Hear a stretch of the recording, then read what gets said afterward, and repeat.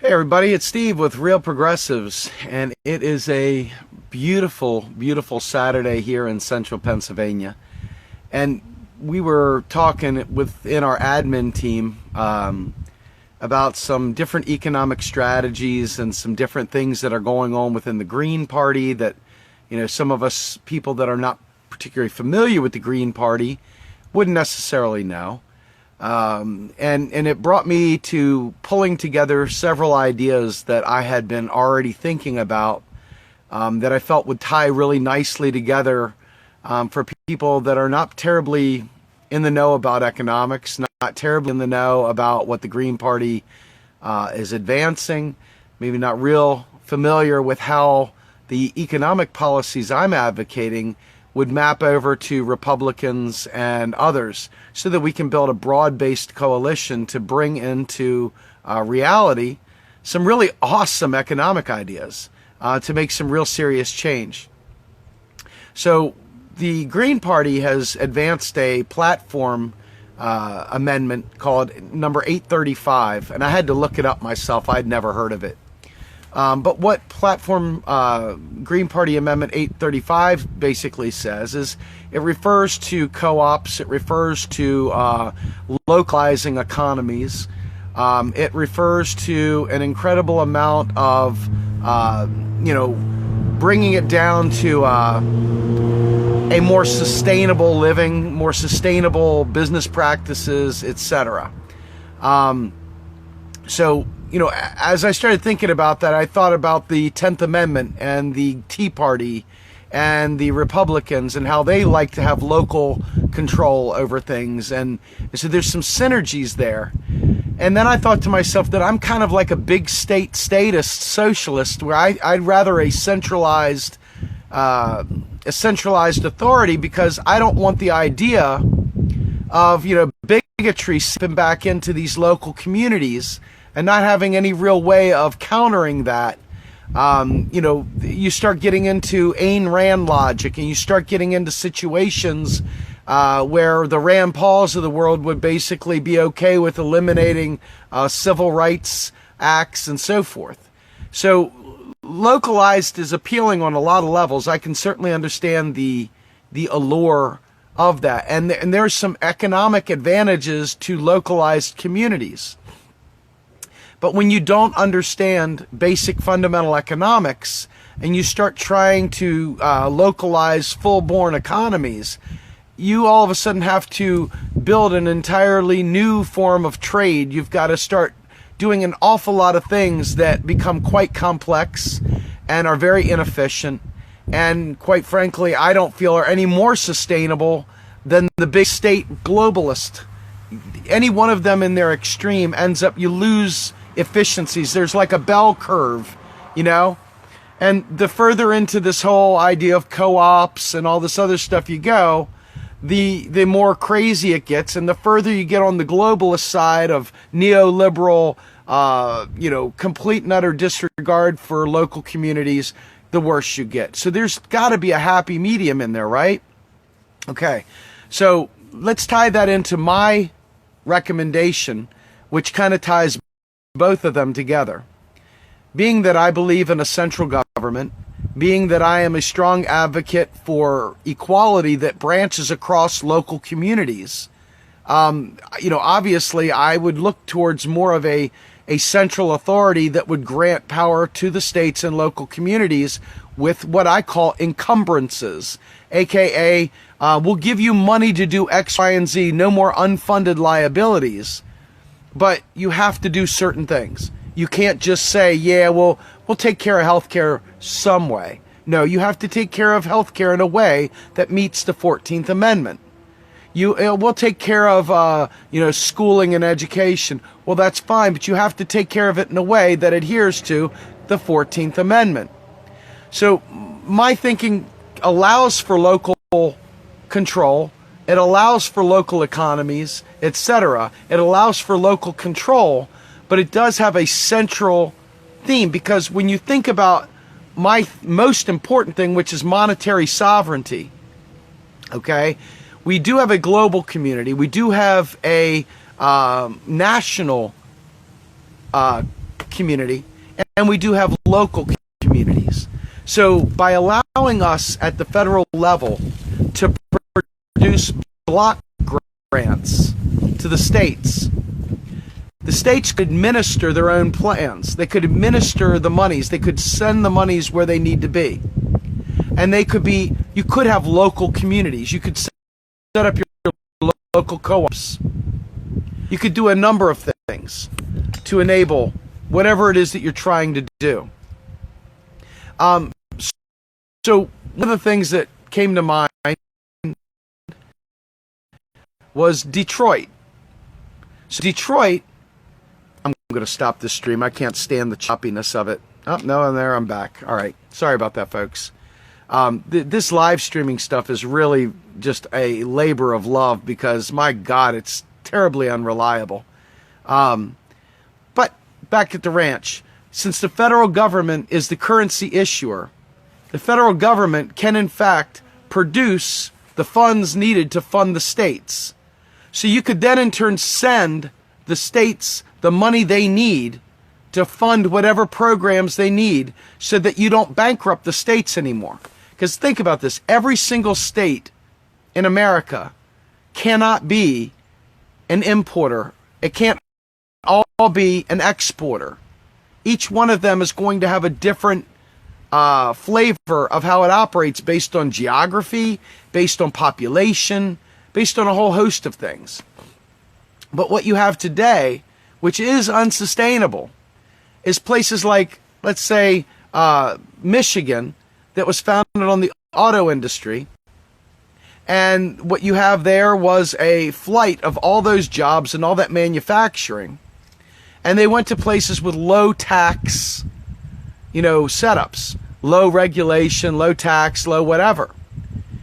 Well, if we nationalized regulations and made it so they couldn't run here and run there, wherever they went, they would have the same regulations. And if you went ahead and funded the states so that there wasn't a race to the bottom on state taxes, you could have a single tax and then what they call Pigovian taxes that would change behaviors. But by giving each state the block grant, you could then in turn accommodate Green Party Platform 835, which is all about local communities, co-ops, localizing economies, etc. That way they have local control, their sensibilities, their personality, their flavor, the way they speak, the way they do business, their entire lifestyle would not have to be homogenized nationally. There could still be these diverse communities that live different ways, and it wouldn't have to be a one-size-fits-all approach. So I don't know how many of you all have really thought about this. I know it's terribly choppy, man. It sucks. I swear to God, every time I do this, I wonder, why am I doing this? It makes me really want to just quit sometimes. But in any event, the idea here is that the federal government has typically issued out these edicts to the states. And then the states end up having to find ways to fund them. So what ends up happening? They have to raise taxes on people. What ends up happening? People leave the area. When they raise taxes, they go somewhere where taxes are lower. Same goes with businesses. When you add an additional constraint to their ability to produce, they go where it's less an issue. And that's what ends up happening. And then you get stuck with the most vulnerable people in those areas, left without any kind of commerce, left without any kind of employment, left without anything. So I am a strong advocate of a national federal job guarantee. I'm also a definite proponent of an offset basic income guarantee. Now, how you would do that, you'd have to play with it. I'm not going to get into specifics because that's beyond my pay grade. But you could sit there and look at people of retirement age. You could look at how you want to cycle work. You could look at what constitutes work. Are you a caregiver for your elderly parents? That should be work. That should be compensated. That should not be seen as a hobby. That should be seen as a necessary function of the state. That should be seen as a natural, it should be seen as work, and it should be compensated. So anyway, when I looked at Green Party Initiative 835, all I kept thinking was, hey man, these people really don't know what they're talking about. They're trying to destroy our monetary sovereignty. They don't really understand economics. So, some young kids got together and decided they were going to go ahead and take a stab at something that was beyond their pay grade. And probably I don't really like Green Party platform number 835 that much, to be honest with you. It's just me. It's not where I'm headed. I don't see it standing up, because remember this, in areas where you have largely libertarian or Republican sensibilities, if you create these local communities based on that, and you don't have the same kind of protections built in nationally, you're back to square one, folks. Now, they may have something deeper past the talking points that I read on the Green Party platform. But to me, what it looked like was really kind of like, hey, the whole system's going to collapse. And, we've got to build these local communities, and we got to build these local economies, and so on and so forth. And there's some truth to that. But I feel like it's kind of like a throwing the baby out with the bathwater approach. And I'm not really a big fan of anybody that says things like that. It usually doesn't really take into consideration the fact that you're in a pluralistic society and that everybody doesn't have your sensibilities. And so, therefore, it's not really actionable. It's really more pie in the sky. That is, when I say pie in the sky, it's not pie in the sky in the sense that it's not achievable. It's pie in the sky in the sense that you're not going to get a lot of people outside of your little mind world agreeing with you. And therefore, they're not going to sign up for it, and therefore it won't happen. When I think about communities where people are truly, marginalized and truly in a very difficult situation where survival depends on both a federal subsidy or federal laws to protect them, every time I think about localized control, my hackles go up, because I realize that doesn't mean the same thing across the board, right? It really doesn't. And so the 10th Amendment is something that the Tea Party and the GOP hold on to for dear life, because they want to really break the control of the federal government. And largely what, Green Party Platform Amendment 835 does is takes that similar approach as well. So you've got a left-wing version of the Tea Party pushing for basically 10th Amendment style laws, and you've got the Tea Party pushing for it. Now, what if, just hypothetically, what if they both get their way? You sure as hell don't want to be a gay person or a black person or a Hispanic person living in one of these locally controlled communities that don't have the great progressive thinking at the top. You're going to be FUBAR. So I think you do need a top-down approach to a grassroots approach. When I say a top-down, I'm not saying that the top controls it all. I'm saying the bottom pushes it up. But there's no way that I would sign on for something that created a bunch of little colonies where you can have a whole bunch of legalized bigotry here and a whole bunch of non-legalized bigotry there. I really do believe in the Civil Rights Act. I really do believe in the 14th Amendment. And so I have a real problem with these efforts to push things back to the states. States' rights has always been code for a way to, do things that I wouldn't feel elevate people that are marginalized. And as good a feeling as it may be, as good as it may feel to say, hey, local communities, etc., to understand why some of these big national concepts come to play, you have to be one of the marginalized people to experience the bigotry and experience the systemic racism, both in policing and in hiring. and other forms of just rents, having a place to live, etc.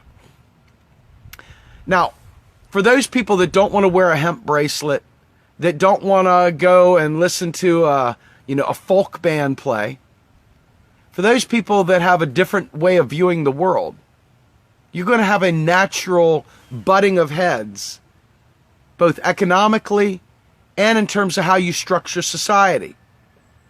So how would you steamroll these local communities through and still protect minorities and the environment and everything else without having a national law that forces that?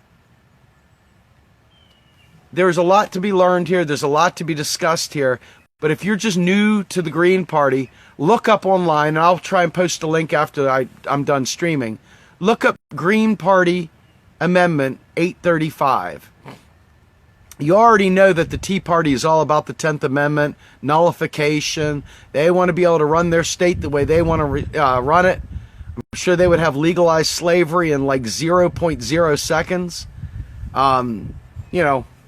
Something to think about. Every time you want to decentralize, what do? You run into different communities. You run into different ways of viewing the world. And it's great to be in the areas that have great sensibilities. But my goodness, what if you're stuck? What if you're trapped in an area that is localized control, and you happen to be one of the people that are not in favor in that community? Now what? It's very important to remember that there is a very good reason for having a union, for having a federation of states, for having some central control that allows us to set standards. Otherwise, I think we're going backwards. I don't see that as positive. I don't see that as progress. I know some people probably disagree with me. That's okay. That's what makes the world go round. But I bet you a lot of you haven't had this conversation. You probably talked to your Tea Party friends and fought with them about the 10th Amendment in the past. But now what you're doing is you're literally sitting there in a situation where the left is trying to bring Tea Party sensibilities in terms of localized control into the mix. And there are some serious considerations to be had there. I never thought of myself as the big federation guy. I never really did think about myself that way until I started understanding that MMT allows for us to do a great many things. I received a message from somebody from the Green Party of Texas that told me that Green Party of Texas is, looking to adopt MMT as part of their platform. And I was like, hoorah! I like hearing that. But I see a lot of people still talking about end the Fed, and it really is irrelevant. A central bank is necessary to be able to be non-political, to pull back the politics, and be able to concentrate on full employment and price stability. If you don't have one of them doing that, then all of a sudden you're going to have all the ebbs and flows, all the crazy inflation, the spikes, the bank runs, all the instability that was brought on by that. The problem isn't whether or not our system can work. The problem is that the wrong people are running it right now. There is a way to make these things work. And what happens is that people just throw the baby out with the bathwater. And for someone like myself, I run from people that have that mindset. It's not that I don't understand the impulse to throw the baby out with the bathwater. It's just that I used to be a child once, and then I grew up. You know what I'm saying? I grew up, and I realized that that's not the way anything works, period. Like when I talk to you guys here, a lot of people always they feel like they're being witty. They feel like they're telling me something I don't know. Hey, Steve, you're preaching to the choir here at Real Progressives. And I'm like, yeah, but I get to see the management console of Real Progressives, and I see the hundreds of shares that go out of here, and I get to see where those shares go, and I get to realize that like 2 million weekly reach is based on people sharing it in places that are not the choir at all. People are sharing these posts in Republican groups. They're sharing them in Hillary groups. They're sharing them in libertarian groups. And sometimes they're poking fun at me. I got broad shoulders. I got thick skin. Bring it, brother. Let's do this. But the fact is that I'm preaching to the choir live, but in rewind and when people are forwarding it around, these conversations are being had in communities that are not the echo chamber. This is like the blast off for the rocket to go to space. This is like Houston. 5, 4, 3, 2, 1. MMT for the world. So just remember, every time you share this, every time you share these messages, you help get the conversation started with people that are not like us. And it's very important to grow our reach beyond just the progressive safe haven of real progressives. It's important to go out into these areas where people are just saying things. They're just flapping gums. They don't know any better, but they feel compelled to say things anyway. And we're giving them an opportunity here, folks. If you share this with them, they have to have a discussion about something different, don't they? You're changing the conversation. And that's what's required. That's more important than winning every battle. Do you realize that the reason why, and I know people don't want me to talk about Bernie, but I'm going to talk about Bernie for a minute. You realize the reason why Bernie Sanders, aside from all the bullshit the Democratic Party did to him, do you realize a large part of the reason why Bernie Sanders was less successful than he could have been was because Bernie Sanders waited until May to start actually campaigning for this stuff? There was no movement behind Bernie Sanders to elevate these points at a national level. It needed that campaign, unfortunately, to do that. So now I'm telling you right here, this election's about to be over. I'm here to elevate these issues 24/7, 365. We have got to make sure people are learning this stuff in advance of the next election. Because you know what? These politicians, they're scared to death to tell you that taxes don't fund spending. They're petrified. Why in the world? Man, you look at them like they're crazy if you don't understand economics. So how in the world are you going to do a real, honest-to-God, Overton window shifting, paradigm shifting economic plan in just a campaign? It's not the way this can work. We have got to begin building these conversations way in advance of the next election. And so I found it, I was disappointed. I'm not going to lie. I'm not a fan of the way that Green Party platform 835 is written. Now, I can be convinced otherwise. I am not a full cup. I listen, and I plan to do a lot more research on it. But my first instinct was literally, I was getting nauseous. It felt like a lot of people that meant well were doing a lot of things that didn't really make a lot of sense. That's what it felt like to me. Now, I could be convinced otherwise.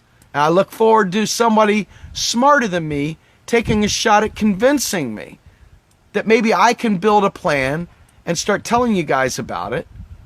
Because I look at this stuff as we've got a dearth of intellectual knowledge about economics in this country. Whether it be non-conformist economic thinking, alternative economic thinking. We can't even get the basics down. People don't even understand the basics. So trying to come up with alternative ways of doing economics is almost like, really? You can't even tell me the basics today. Why in the world would I follow you anywhere? You still think taxes fund spending. Why in the world would I listen to you talk about anything? I mean, I'll listen to you because I'm a decent guy. I try to be. But I won't listen to you in terms of following you. You don't know your ass from your elbow, friend. So until you do, until we get everybody up to some basics, why in the world will we start trying to carve out new economic models when you don't understand the one we got? Because how can you fix what's broke when you don't understand it to begin with? I mean, I'm just being honest. It's not a me thing. Friends of mine, very, very good friends of mine, people that I happen to know and love, are absolutely just box of rocks when it comes to economics. The good news is most of them understand their box of rocks about it. They say things, but they understand that they're wrong, or they're probably wrong, or at least partially wrong. And in order for us to take a couple steps forward, in order to take these small communities and make them work, you've got to understand monetary sovereignty. If you understand monetary sovereignty, instead of letting the rich get richer, we can fund these co-ops. We can fund all your ideas, all these wonderful, labor-friendly, green-friendly ideas. But if you keep saying end the Fed and stupid things like that, I mean, maybe we do end the Fed. If you can actually tell me why and not say Rothschilds, maybe I'll listen to you.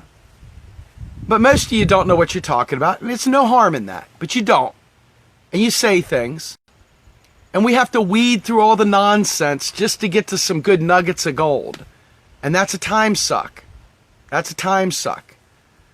So, in order for us to get there, it's going to take some homework by you party people. It's going to take some effort for me to stretch myself and read these ideas and thoughts and be able to package them in a way that somebody who's thinking about it from an economic perspective can actually make heads or tails of it. Because good-hearted people that are not economists or not really understanding economies, they come up with really great ideas. They sound good. Think about it. How many of you all bought the lie that the U.S. was broke? How many of you all think that the U.S. is broke and you're passing on debt to your children? I mean, most of you have said stupid things like that. So if you think that, then that means you're trying to solve a problem that doesn't exist. So you're out there actively solving problems that don't exist. And you're creating new problems because you didn't understand the root of the first problem. And that's a problem. That is a problem, man. So when you think about it, I have talked about the federal government being the currency issuer, actually providing every single state the amount of money it needs to function based on what I call encumbered dollars. You will fix your bridges. You will fix your energy grid. You will ensure there is no homelessness in your state. You will ensure every single person has Medicare for all. You will ensure every person has access to free college or trade schools.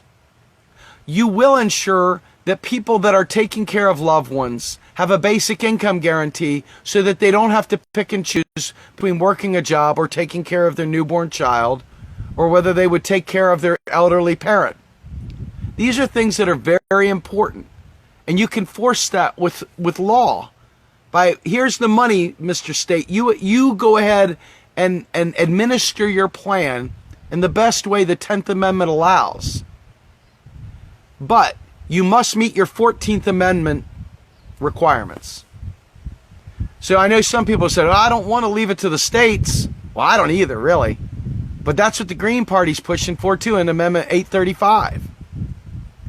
So you got to think about that, right? This is why I say think it through. They're advocating for localized control. So is the Tea Party. Make strange bedfellows, right, with opposing desires. These guys want to be left the hell alone. These guys over here want to demand co-ops and other things. The two are not going to meet in the middle on that one. So you need a central authority to arbiter that, to level set a 14th Amendment application. In any event, this is Steve with Real Progressives. Just get the ball rolling. Start thinking about some of the stuff I said. I'll put some links in there, some different links even, some new ones. Well, I should probably put the old ones in there too, because I know most of you have never read them. And we'll put some new links in there to talk about, Amendment 835. We'll talk about some different things, give you some links to jog your conversations. But let's talk about this, man. This is the real shiznit, folks. This is the stuff we need to be talking a lot about. You know, you go run on. I'm sorry, I was about to end this, but I'm going to bring it back for a minute. I've been talking a lot about how we don't need heroes. And I see other people saying party politics is dead.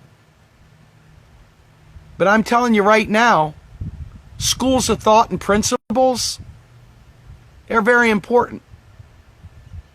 And when people are not privied or when people don't understand them to begin with, that creates a situation. And it's a situation that can have very, very bad consequences. We need people starting from a place of knowledge. And that's where it's going to fall on you and I. We cannot fall into hero worship. We cannot say, well, Jill said, and therefore we defend her student loan program at all costs. At all costs. Because it's Jill. We defend the truth. And if Jill is right, we defend Jill's rightness. But where she's wrong, because we love our families more than we love supporting Jill, we say where she's wrong. Anybody that flames out without knowledge, to me, is pretty much useless. I don't have any use for somebody that just flames out on something because they're supporting a person. I have no use for the people that flame out when we criticize Bernie. I have no use for them. Because I don't have anything to do with a cult of personality. I'm seeking truth. And if you can't handle the truth, we really don't have a lot to talk about, right? Because that's all I'm going to do is talk about truth. And I will punch people where they need to be punched. And I will caress and love people when they need a good hug. So remember that when you're taking these steps, just because Jill said it, or Bernie said it, or God forbid, Trump said it, just because he said it doesn't mean it's right or wrong, right? Assess things on their own merit, not with some confirmation bias. Trump's against the TPP, at least on paper. I'm not going to vote for him, but you know what I'm saying? Live in truth so we can make real progress. If you support Bernie to the exclusion of criticism, well, you're about as worthless as a friggin' limp noodle or a wet piece of toilet paper to me, because I can't have a real conversation with you. You're too busy defending him and not busy defending a policy, learning. And I love Bernie and I love Jill, but I will criticize them when I think they're wrong, because I care more about us than I do elevating any one politician. I will never carry the water for another politician again. Henceforth, I will always carry the buckets of truth wherever I go. And I will gladly work with any one of them and tell them where I believe they're wrong. And I'm open to hearing it back. But my point is, my allegiance is only to truth. I have no allegiance whatsoever to parties or people in terms of politics, and never will again. I hope you guys learn this, because otherwise you will be led astray and voting for Hillary because you sat there and thought, well, I've got to follow Bernie. Not follow your principles. I got to follow Bernie. Or maybe you would support some really, really bad economic idea because I'm in the tank for Jill, and no matter what, I got to support Jill. That's not how progress is made. That's bad, bad, bad. Anyway, I'm Steve with Real Progressives. Have a great day.